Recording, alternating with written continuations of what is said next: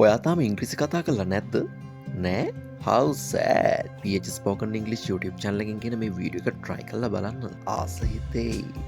සියලු දෙනාම සාදරයෙන් පිළිගන්නවා අදත් අපේ PH Spoken English YouTube channel එකට. සවන් දීමෙන් ඉංග්‍රීසි ඉගෙන ගැනීමේ පාඩම් මාලාවට ඔබ සාදරයෙන් පිළිගන්නවා. ඔන්න අදත් අපි අරගෙන අවිලා තියෙනවා. ඔයාලගේ ඉංග්‍රීසි දැනුම වැඩි කරගන්න. ඉංග්‍රීසි කතා කරන්න ආසාවෙන් ඉන්න කෙනෙකුට ඉංග්‍රීසි කතා කරන්න සුපිරිම help එකක් වෙන. සුපිරිම සප් එකක් දෙන වීඩියෝ සීරීස් එකක්. ඉතින් වෙනදා වගේම ඔයා අදත් තමන් කරන ඕනෑම වැඩක් කරන ගමන් මේ වීඩියෝ එක play වෙන්න දීලා අහගෙන ඉන්න. ඔයා දන්නේම නැතුව මේ විනාඩි කිහිපය ගත වෙනකොට ඔයාගේ ඉංග්‍රීසි knowledge එක එන්න improve වෙනවා කියලා ඔයාලට තේරෙන්න පටන් ගනී. ඔයා නොදන්න වචන ඔයා ගොඩක් ඉගෙන ගත්තා කියලා ඔයාලට තේරෙයි. වාක්‍ය රටා හසුරවන විදිය ඔයා නොදැනුවත්වම ඔයාගේ මතකයේ රැඳෙයි. ඉතින් වැඩි කතා ඕන නැහැ. වෙනදා වගේම අපේ වීඩියෝත් එක්ක සම්බන්ධ වෙච්ච අය දන්නවා අපේ වීඩියෝ සීරීස් එක ගැන. ඉතින් ඔබ අලුතෙන් සම්බන්ධ වෙන කෙනෙක් නම් දැන්ම අපේ channel එක subscribe කරන්න. ඒ වගේම අලුතෙන් වීඩියෝ එකක් දාපු ගමන් ඔයා ළඟට ගෙන්න ගන්න. දැන්ම bell icon එකත් අනිවාර්යෙන් click කරලා තියාගෙන ඉන්න. ඒ වගේම වෙනදා වගේම මේ වීඩියෝ එක අවසානයේ ඔයාගේ වටිනා අදහසක් කමෙන්ට් එකක් විදිහට දාගෙන යන්න.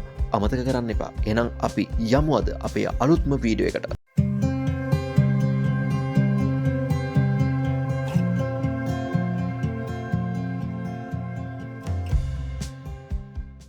බබා අඬනවා. The baby is crying. බබා අඬනවා. The baby is crying. baby කියන ඒක වචන කතරු පදයක් එක්ක මෙතන is කියන පදේ භාවිතා කරලා තියෙනවා helping verb එක විදියට. verb එක ing ස්වරූපයෙන් තියලා තියෙනවා. crying ing ස්වරූපයෙන් තියලා තියෙනවා. මතක තියාගන්න am එක හරි is එක හරි ආ එක හරි ඇවිල්ලා ඊට පසුව එන verb එක ing ස්වරූපයෙන් තියෙනවා කියලා කියන්නේ අනිවාර්යෙන් ඒක continuous වාක්‍යයක්.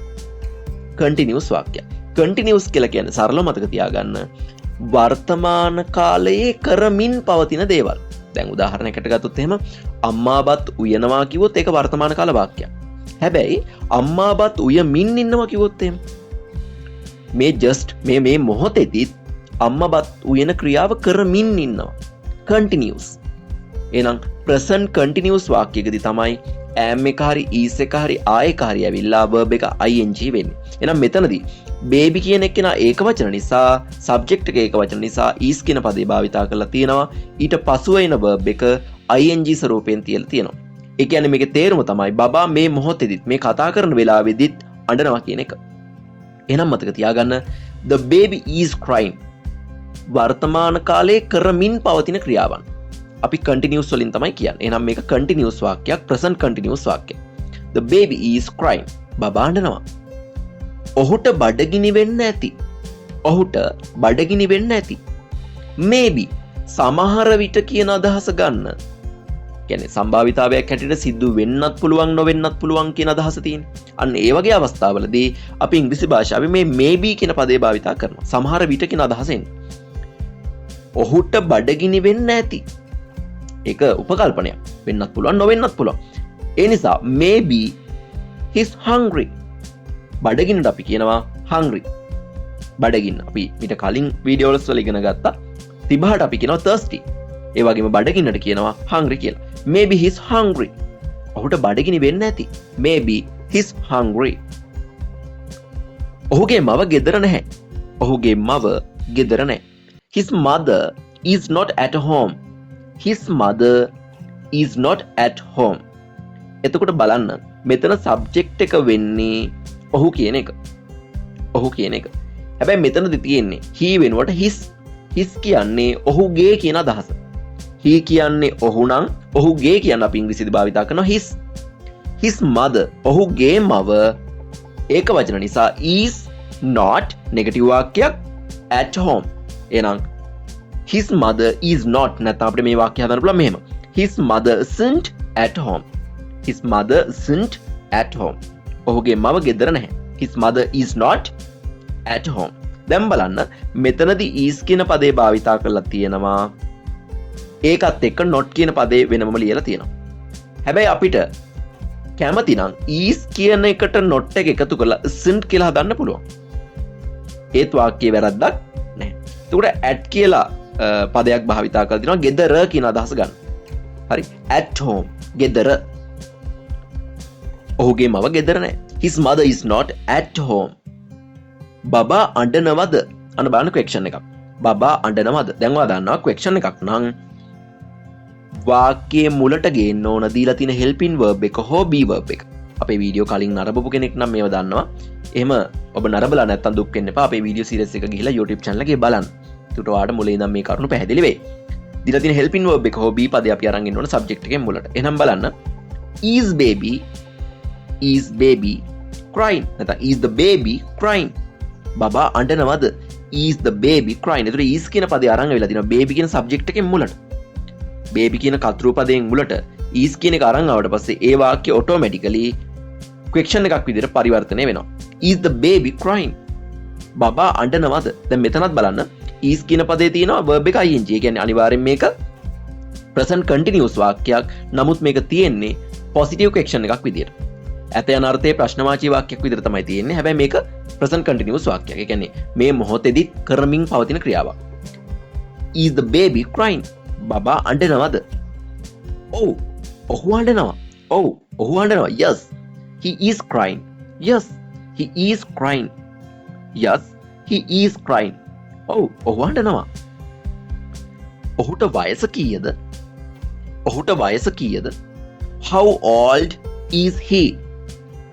අපේ වීඩියෝ සීරීස් එක නරඹපු අය දන්නවා WH question ගොඩක් වෙලාවට භාවිතා වෙන්නේ වාක්‍යයේ මුලදීමයි.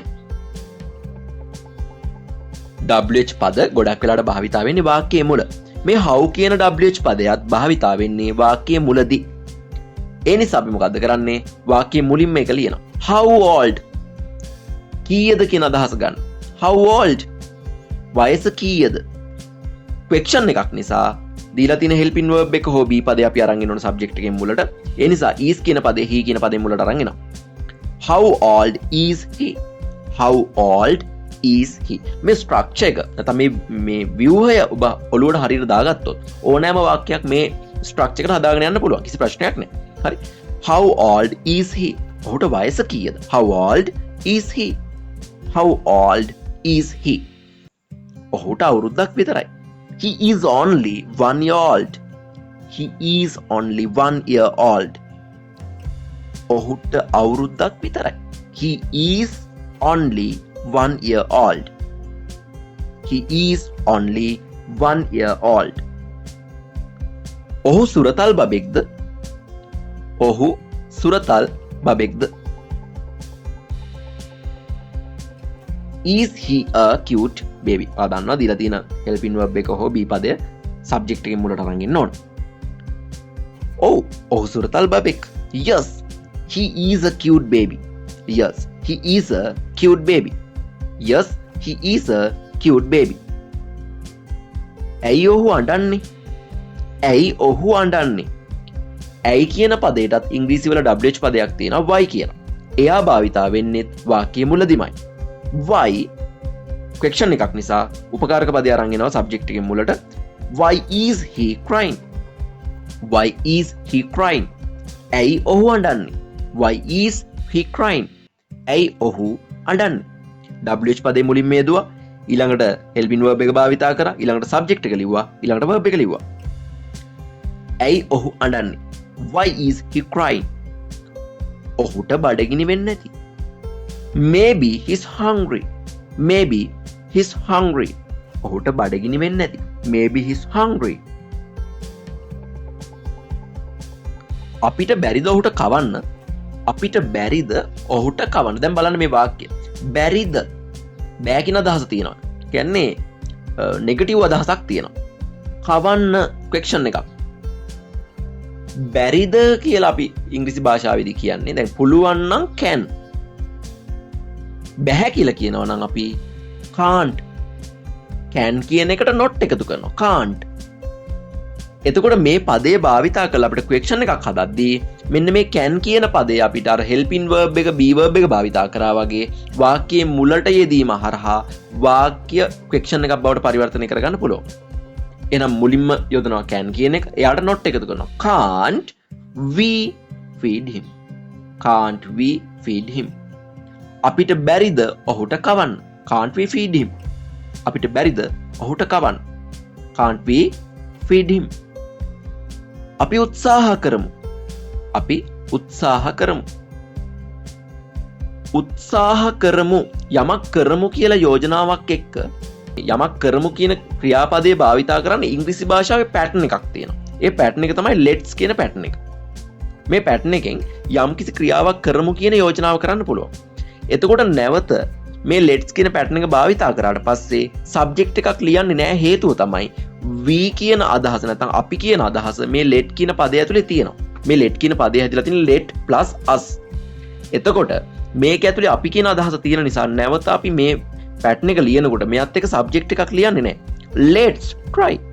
අපි උත්සාහ කරමු. let's we try කියලා ලිව්වොත් වැරදි. ඇයි ඒ we කියන අදහස මේක ඇතුලේ තියෙනවා. කියන අපි කියන අදහස මේක ඇතුලේ තියෙන නිසා let's try. අපි උත්සාහ කරමු. let's try. අපි උත්සාහ කරමු. ඔහුගේ මව ගෙදර නැද්ද? ඔහුගේ මව ගෙදර නැද්ද?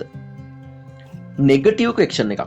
ප්‍රශ්නෙකුත් අහනවා නෑ කියන අදහසක් තියෙනවා. ඒ නිසා සබ්ජෙක්ට් එකේ මුලට දීලා තියෙන B පදේ හරි helping verb එක හරි අරන් ආවිලා එයාට not එකතු කරන්න ඕන. දැන් මෙතනදී නම් is කියන පදේ මුලට අරගෙන එයාට not එකතු කරනවා. Isn't his mother at home? Isn't his mother at home? ඔහුගේ මව ගෙදර නැද්ද? නෑ, ඇය ගෙදර නෑ. No, she is not at home. No, she is not නැත්නම් she isn't at home. No, she is not at home. එහෙම නැත්නම් no, she isn't at home. නෑ, ඇය ගෙදර නැහැ. ඇය කොහෙද? කොහෙද? ස්ථානයක් ගැන අහනකොට අපිට WH පදයක් තියෙනවා where කියලා. මෙයා භාවිතා වෙන්නේ වාක්‍යයේ මුලදිමයි. එහෙනම් where is she? ක්වෙස්චන් එකක් නිසා is කියන පදේ සබ්ජෙක්ට් එකේ මුලට අරන් වෙලා තියෙනවා. එහෙනම් where is she? ඇය කොහෙද? where is she? is එක භාවිතා කරලා තිනවා she කියන පදේ ඒක වචන නිසා. කතුරු පදේ ඒක වචන නිසා. where is she? ඇය කොහෙද? ඇය පොළට ගිහිල්ලා. ඇය පොළට ගිහිල්ලා. she has gone to the fair. she has gone to the fair.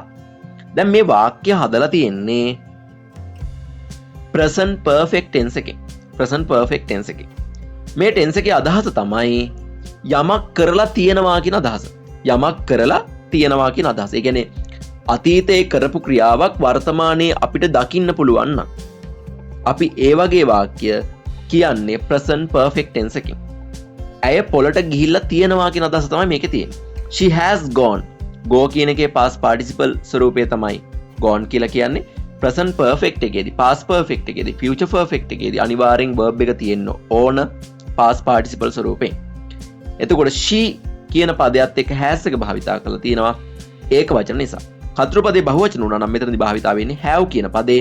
නමුත් මෙතන කතෘ පදේ ඒක වචන නිසා has එක භාවිතා කරලා තියෙනවා. ඒකත් එක්ක verb එක past participle වලින් තියලා තියෙනවා. she has gone away, gone to the fair. ඇය පොළට ගිහිල්ලා තියෙනවා. ඇය පොළට ගිහිල්ලා තියෙනවා. she has gone to the fair. ඇය පොළට ගිහිල්ලා තියෙනවා. නැත්නම් ඇය පොළට ගිහිල්ලා. දැන් අපි සිංහලෙන් කියද්දී නම් අපි එහෙම තමයි කියන්නේ. නමුත් මේක ඉංග්‍රීසියෙන් කියද්දී she has gone to the fair. she has gone to the fair.